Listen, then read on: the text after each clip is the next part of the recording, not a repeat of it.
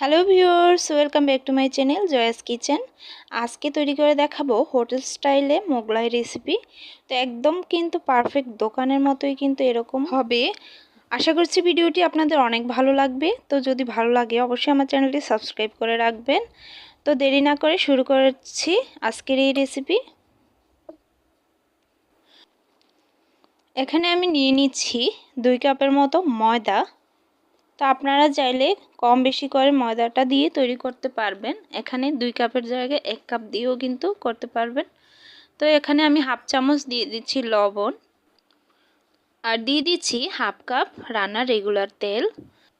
এবার শুকনো উপকরণের সাথে ভালো করে তেলটা হাত দিয়ে মাখিয়ে নেব। এভাবে ঝরঝরা করে যখন মাখানো হয়ে যাবে আর এভাবে মুষ্টি করলে যখন দলা পাকানো যাচ্ছে তখন বোঝা যাবে যে একদম ভালো করে মিক্স করা হয়ে গেছে। তো এই পর্যায়ে আমি জল দিয়ে ডোটা তৈরি করে নেব। আর জলটা কিন্তু একবারে দেওয়া যাবে না, আস্তে আস্তে অল্প অল্প করে কিন্তু জলটা দিয়ে ডোটা তৈরি করে নিতে হবে। তো এভাবে আমি অল্প অল্প জল দিয়ে পুরো ডোটা ভালো করে মেখে তৈরি করে নিচ্ছি।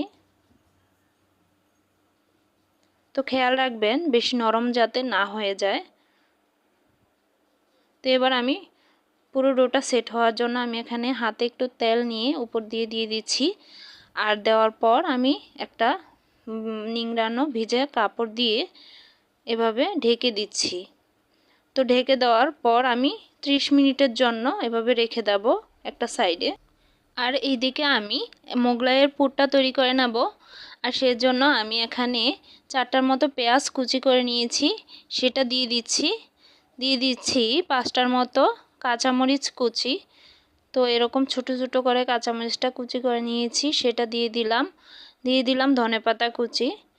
এবার সবগুলো উপকরণ দেওয়ার পর আমি এই পর্যায়ে এখানে আমি দিয়ে দিচ্ছি চাট মশলা। তো এটা কিন্তু ঘরে তৈরি চাট মশলা। তা এখানে আমি দিয়ে দিচ্ছি 2টো ডিম, আর দিয়ে দিচ্ছি স্বাদ মতো লবণ। তো আপনারা চাইলে কিন্তু চাট মশলাটা কিন্তু বাজার থেকে কিনেও দিতে পারবেন, কোনো সমস্যা নাই। তো এই ক্ষেত্রে আমি সবগুলো ভালো করে নেড়ে মিশিয়ে নিচ্ছি। আর যে ডোটা 30 মিনিটের জন্য ঢেকে রেখেছিলাম সেটা এখন আমি উঠিয়ে নিচ্ছি।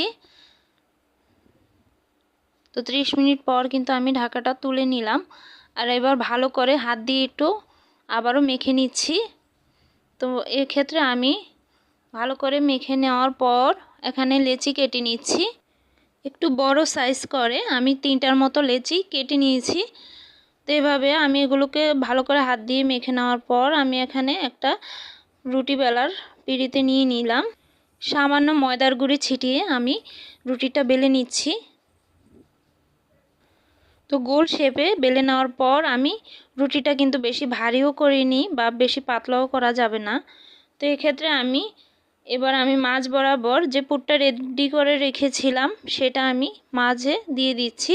এভাবে গোল করে আমি পুরটা দিয়ে দিচ্ছি। তো দেওয়ার পর একটা সাইড থেকে এভাবে আমি ভাঁজ দিয়ে দিচ্ছি। আর দেওয়ার পর সামান্য একটু হাতে জল নিয়ে লাগিয়ে দিচ্ছি। তো যাতে অপর সাইড থেকে ভাঁজ দিলে এভাবে ভালো করে লেগে যায় আর ভাজার সময় কিন্তু ভিতরে পুরটা বের হবে না। তো এভাবে সব সাইডগুলোতে আমি এভাবে জল দিয়ে ভাঁজ দিয়ে দিচ্ছি। তো দেখেই বুঝতে পাচ্ছেন কিভাবে করেছি ভাঁজটা।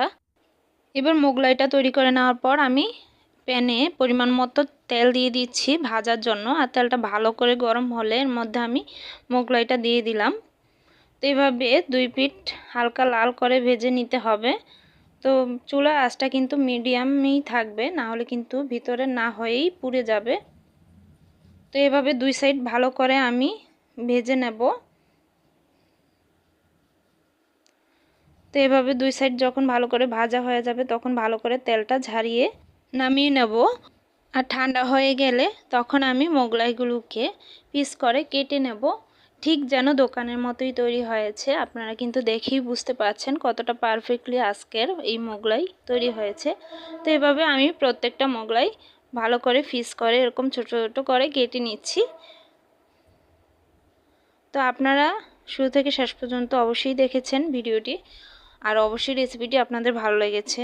আর আমার চ্যানেলটি যদি আপনাদের সাবস্ক্রাইব করা না থাকে তাহলে কিন্তু অবশ্যই এখনই সাবস্ক্রাইব করে রাখুন। আর নতুন নতুন সব ভিডিও পেতে অবশ্যই বেল আইকনে ক্লিক করে রাখবেন, তাহলে প্রতিদিনের ভিডিও আপনার কাছে অবশ্যই চলে যাবে।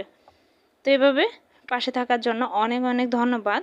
আর আমার জন্য অনেক অনেক দোয়া ও আশীর্বাদ করবেন সবাই। আজকের মতো এখানেই বিদায় নিচ্ছি। ধন্যবাদ সবাইকে।